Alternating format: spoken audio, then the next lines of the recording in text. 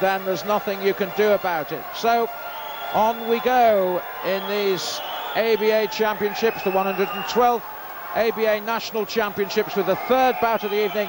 This is a bantamweight, Steve. This is a bantamweight, and it's Steve Foster Jr., whose father fought for the world title and won the Commonwealth title at light middleweight, but who actually never fought as an amateur. And Steve Foster Jr., what's interesting is, despite spending a life at ringside and in gymnasiums with his father, who finally retired last year at the age of about 39, Steve never boxed. And suddenly, about 4 years ago, Steve Sr.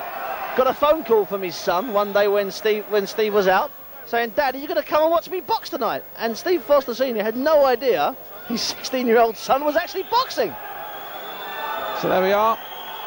He's coming from the red corner, Steve Foster, and his opponent is Martin Power from St Pancras. St Pancras have got 3 boxers in these finals. Quite incredible. St Pancras last had an ABA champion in 1984, and suddenly they get 3 boys in the final, and this kid Powers has just got one of the most amazing records in British amateur boxing. And there he is, Powers, Martin Power. He's boxed 53 times and he's lost just 5, and in fact he went 22 fights once without defeat.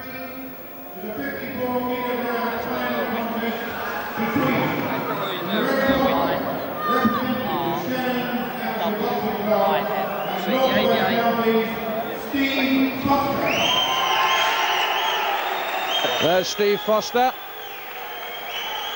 looking nice and relaxed, but no doubt the butterflies, like all of these boxers, really going.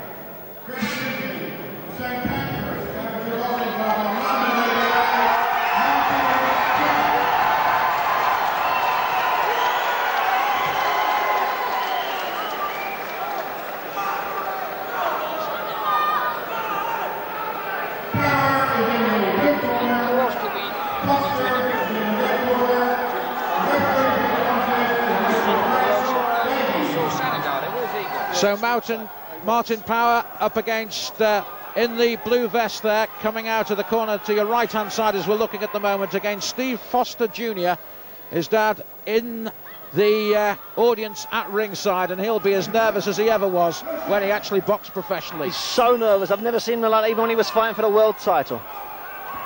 So this should be an interesting one. Power trying to work the left straight away. Power in the blue kit from the blue corner. Steve Foster Jr., nice little left there. Nice contest this, 2 good technicians. Good work with the left hand there from Steve Foster.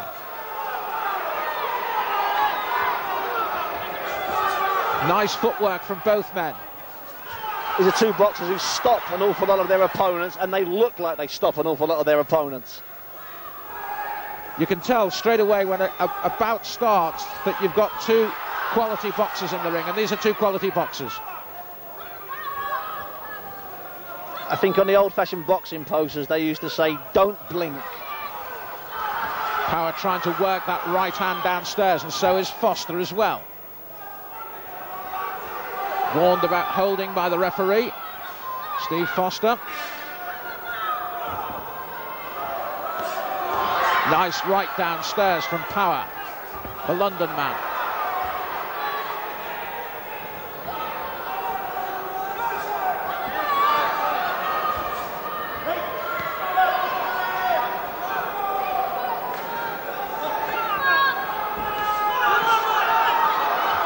Good left from Foster, but good work with the right before that from Power.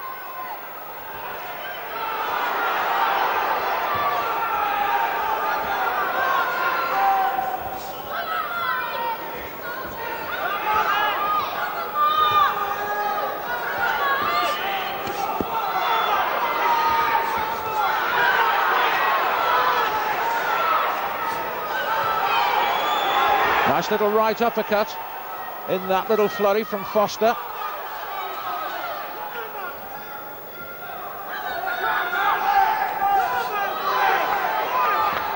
Almost looks a weight division bigger, Power. Yeah, he's another kid. I mean, in fact, when he won, I think, his last junior title, he was, I think, 3 kilos heavier than this. So that was about 3 years ago, which slightly concerns me, because I hate to see anybody, especially kids under the age of 21, boiling down.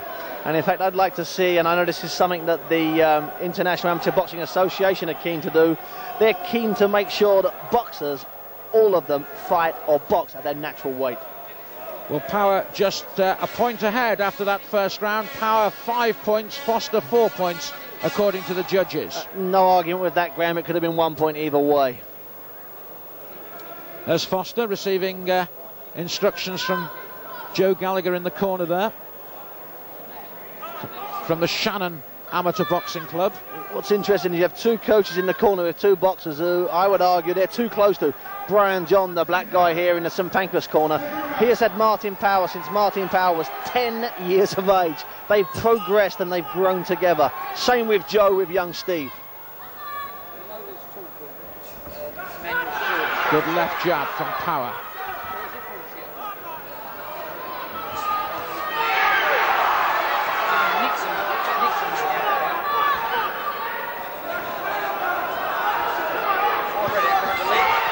Switch to southpaw Power. Good work from Power. Good punches, good speed of punch, good accuracy too. Now he's switched back to orthodox.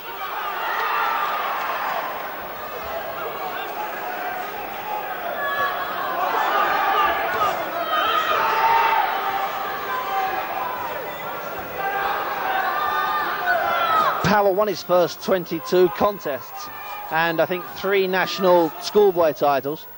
And about 5 years ago, I went to interview him in his caravan. He lives in a caravan. He's a traveller here in the United Kingdom.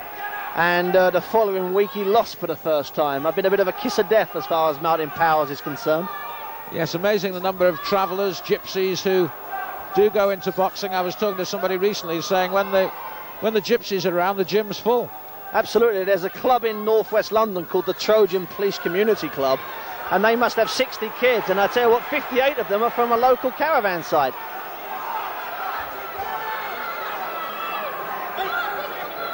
Good bit of work that by Foster, the best of the round, because Power has been on top in this round and certainly looked the more impressive boxer. Trying to work from range and then work his way in. Working to the body. Good right and left that time though from Foster. Straight left jab from Power, trying to use that reach advantage that he's got. Oh, good right cross there from Foster, working away well downstairs as well. Not been phased at all.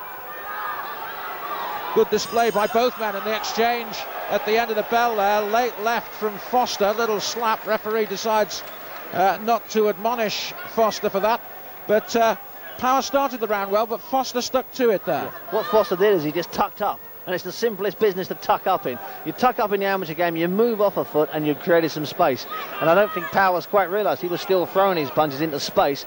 And Foster, he's a clever kid, just like his father, makes the most of his resources, and I put through some fantastic punches in counter. Well, the score at the moment, the judges have scored that one heavily in favour of Power, and Power now leading by 13 points to 5. So Foster's certainly got a lot to do in these last 2 rounds to impress the judges. To pull back a deficit of 8 points over 2 2-minute rounds is not impossible, because I've seen anything and everything happen in amateur boxing. But let's put it this way, it's about as difficult as it gets inside those 4 ropes.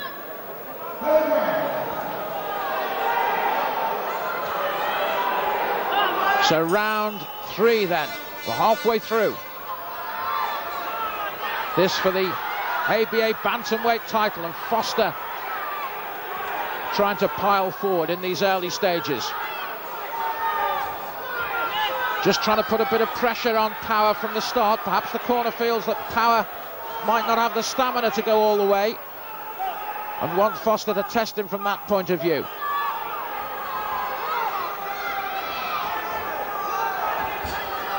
Good right that time from Foster.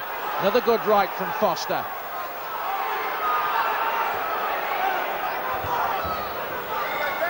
Referee just warning Power for turning his man round there. You have to give full credit to Joe Gallagher in the corner, and Steve Foster sitting down. He's come straight out. He knows he's got to get out, and he's done it. He caught Power there with a big right and a good left follow-up. Oh, good left and right by Foster, who's really taking the fight to Power now, testing the London man's stamina and his courage and his chin, and so far Everything has stayed up. Great left again, and Power takes great right again from Foster. What a fight back this is from the Manchester one, and it's Power who's backing off now as Foster works away downstairs now. But Power coming back. Foster just decides not to expend energy. Tries to land another big right. They both exchange right. They both exchange lefts. Now, how much has that taken out of Foster in the early stages? And the referee just warning about holding there.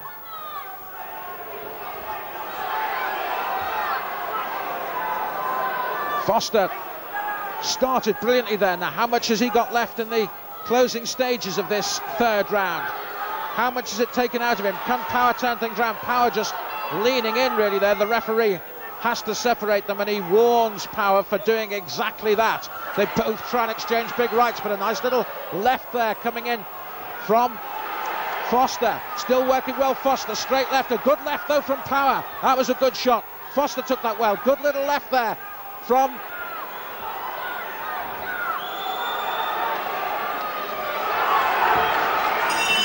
and the end of round 3.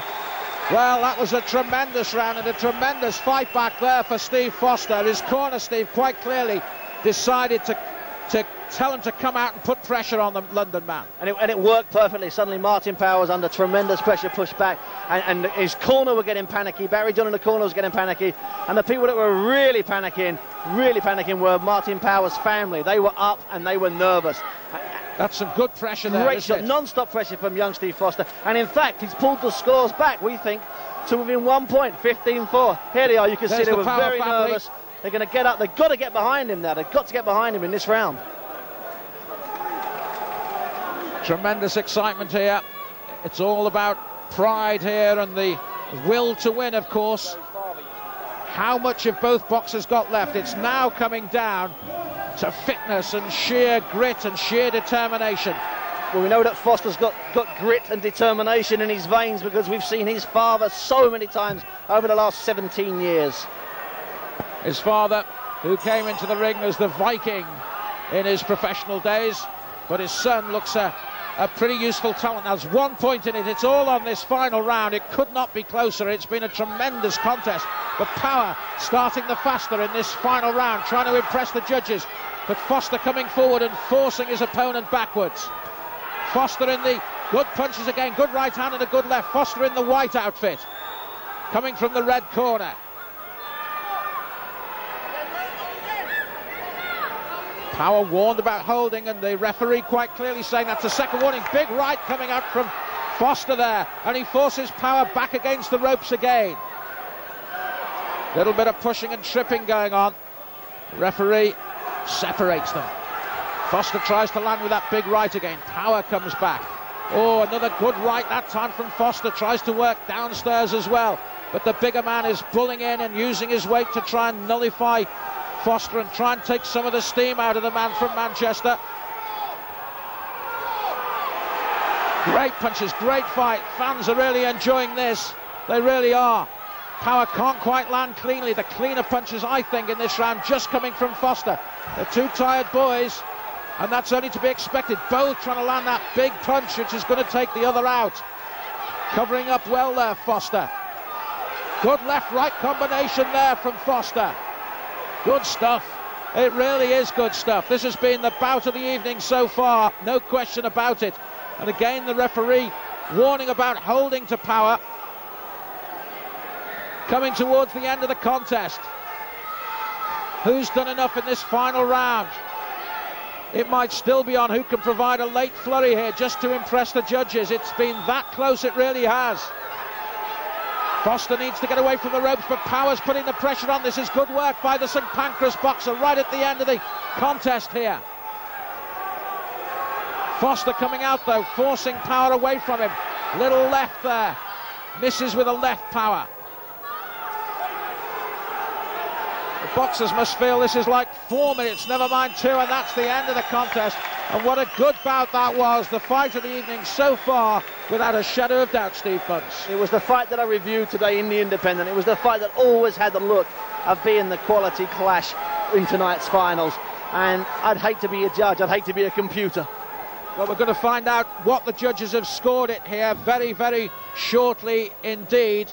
and we reckon that Foster has won it by 2 points. That's our information from the judges 2018, and we've been bang right so far. Fantastic comeback. We said at the end, or someone said at the end of the second round, I have to admit it was me, it's hard to come back from that type of deficit. I think it was 8 points. Not only has he come back and won. That's a phenomenal comeback, a phenomenal victory, if in fact he has won. We've got to wait for official confirmation, but we think it's official. Here we go. The score 20-18. Foster. And Steve Foster does it. His dad, I can see in the audience. In fact, I can't. I wonder whether he's disappeared altogether, whether the pressure has been too much for him. His dad's under a huddle of people. They're all crying their eyes out, and they are just screaming over the back there. Yes, I can see him as well, absolutely delighted. But this isn't all about his dad. This is all about that man there, Steve Foster Jr. What a performance that was. He was behind going into round 3, but he came out gritty, gutsy, and he took the fight to power. And in the end, his fitness and that grittiness and punching power told. It did, and I think that was a fantastic comeback. I think it surprised power. I think he was prepared in those last 2 rounds to, if anything, ease off, conserve it, knowing he was clearly winning, and also he clearly had the style to win at that stage. And then Foster just got that 6 inches closer, opened up his heart, never stopped throwing punches. Fantastic effort. Brilliant performance by Steve Foster there on the left-hand side, as you can see. He'll be absolutely delighted. He's got something his dad never had, that's for sure.